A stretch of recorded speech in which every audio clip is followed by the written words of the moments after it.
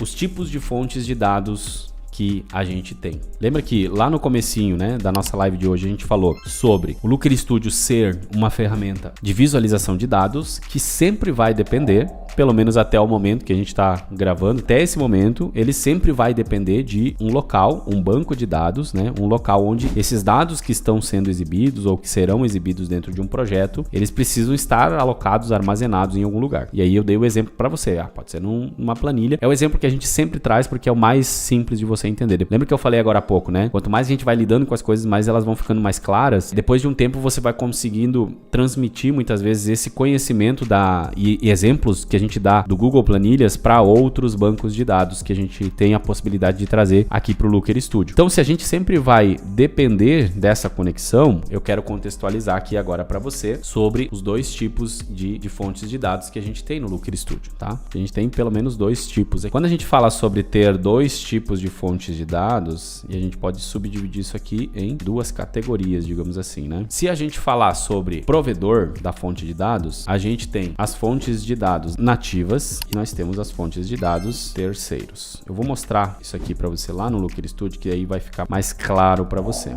Lembra quando a gente clicou aqui, né? Quando a gente começou o projeto ou quando a gente clicou aqui em adicionar dados, ele abre sempre esse painel aqui. Quando eu falo sobre esse primeiro ponto aqui, ó, que são as fontes de dados nativas, eu tô falando sobre esses 24 conectores que o Google apresenta aqui pra gente. São todas essas fontes de dados aqui, ó, o próprio Google Ads, Google Analytics, Google Planilhas, AppSheet, enfim, tem Amazon, eu posso inclusive trazer de uma planilha offline, né, no formato CSV e subir isso e a partir dali criar um relatório, criar uma visualização de dados muito mais clara para fazer essa análise, essa visualização de fato, tá? Então tem essa possibilidade também, isso aqui é uma coisa que não tinha antigamente, é um tanto quanto recente, mas você pode perceber que aqui nós temos o que? Nós temos 24 conexões que a gente entende como nativas, tá? Ou seja, são desenvolvidas pelo próprio Google. A forma como elas funcionam, normalmente é muito mais fácil e muito mais rápido de carregar dados. Enfim, então tem uma série de características e benefícios nessas conexões nativas pelo fato de ser o próprio Google que desenvolve essas conexões. Então, a gente tem essas opções aqui. Porém, a gente não fica restrito a trabalhar somente com essas opções. A gente pode trabalhar com várias outras conexões de fontes de dados. Para isso, até esse momento, a gente está com 1.199 possibilidades de conexões de parceiros, tá? Eu coloquei aqui terceiros, mas isso aqui poderia ser então parceiros. Ou seja, são outras empresas que não o Google, tá? São outras empresas que fazem esse trabalho para facilitar a nossa vida. Quando eu falo de facilitar a nossa vida é porque não domino dessa parte mais técnica de desenvolvimento,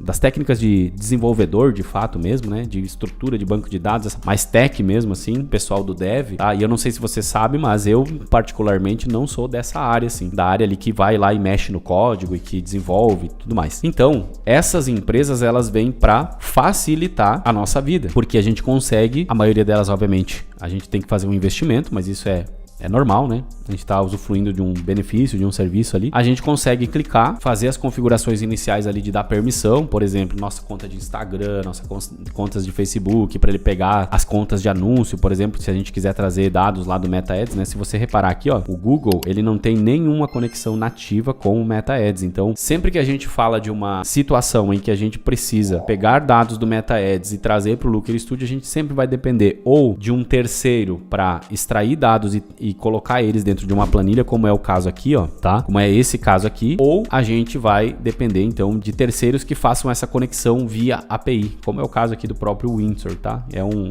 conector que a gente representa, um conector de fora, no caso, mas a gente representa. Temos parceria com eles, temos vários benefícios aí. Depois, se vocês quiserem, a gente pode falar um pouco mais sobre isso. Tem duas marcas, né, que a gente... Depois vocês vão conferir aqui no link, inclusive na descrição, a gente tem o link de parceiros, mas além de ter o link de parceiros, a gente tem também os produtos que a gente desenvolve, né, os dashboards, relatórios prontos já, em que já estão estruturados com todos esses conectores, tá? Então, é um conector muito legal também, a Extract, tá? A gente recomenda bastante. Mas, quando a gente fala de Windsor, o principal benefício é fazer uma conexão direta via API, né? Então, a gente clica aqui, dá a permissão, conecta as contas lá pelo painel dele e depois ele não precisa ficar passando por dentro de uma planilha, esse tipo de coisa que dá um pouco mais de trabalho, vamos dizer assim, e também nos limita em certas questões aí que são um pouco mais técnicas. Que é justamente o que eu quero trazer para cá agora, porque a gente está subdividindo esses tipos de fontes de dados em duas partes aqui, né? Então, vamos pegar aqui, ó, por exemplo, os tipos tipos. Então, provedores, né? A gente tem o provedor nativo, que é o Google, e os parceiros, os terceiros. Só que dentro do formato, né? Vamos colocar aqui, até aqui, ó, tipos/formato. No formato de conexão, a gente também tem duas variações. A primeira variação é a variação de consulta, que a gente fala, normalmente chama de consulta via API, tá? Que foi o que eu acabei de falar sobre o Windsor aqui agora, né? Então, trazendo isso para o nosso contexto aqui, ó, no desenho inicial que a gente fez, seria basicamente o seguinte: a gente tem uma ferramenta, deixa eu até colocar isso aqui como uma ferramenta, colocar assim, ó, trazer um texto para cá.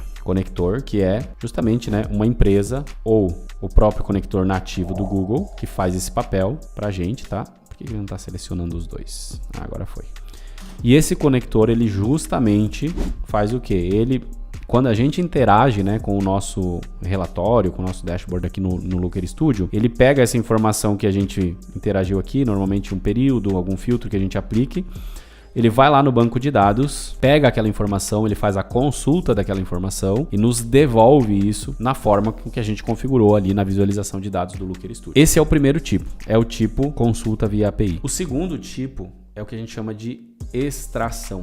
O que é uma extração de dados? É basicamente isso aqui, ó. A gente também utiliza uma solução, tá? Uma solução normalmente de terceiro. Nesse caso aqui, foi utilizado aqui, ó, você pode ver aqui no nome da planilha, foi utilizada uma extensão chamada Adveronix, que é a gratuita mais conhecida no mercado, tá? Mas a gente tem o Extract aqui também, né? Que foi o que o Paulo comentou aqui, que ele utiliza, tá? Então funciona na mesma lógica. A diferença é que a Extract é uma empresa brasileira com suporte nacional. Você precisa fazer um investimento ali de R$150 ali, arredondando. E na prática ela funciona muito melhor do que o Adveronix, né? Que o Adveronix ali tem as suas particularidades, né? Seus bugs, enfim. Se alguém já teve experiência com o Adveronix aí, sabe do que eu tô falando. Mas é uma solução gratuita que muitas vezes quando você está começando, quando você quer fazer algum tipo de teste, enfim, né, usar ali um projeto de laboratório, praticar e tudo mais, acaba servindo, né? Então, por isso que a gente acaba sempre abordando essa parte. Mas voltando aqui ao nosso contexto, justamente a extração ao invés de eu consultar esses dados, tá? Esse vídeo que eu mandei aqui no chat, depois você vai assistir, tá mais aprofundado tudo isso que eu tô falando aqui. Ao invés de eu simplesmente pegar esse conector aqui, consultar e depois devolver, eu vou fazer o seguinte, quer ver, ó? Na extração, ó, a gente também utiliza um conector, porém, o que acontece? A gente vai extrair esses dados, tá? E eu vou colocar aqui algumas linhas rapidinho, ó. Vamos duplicar aqui, tá? Como se fosse aqui uma planilha ou até mesmo um próprio banco de dados como o Postgre que a gente tem aqui, ó. Ele faz muitas vezes, né? A gente é um banco de dados um pouco mais estruturado, MySQL também. Mas a gente ou inserta esses dados de forma automática, de forma manual, enfim, ele vai ter aí a informação dentro dele, né? Dentro da fonte, no caso.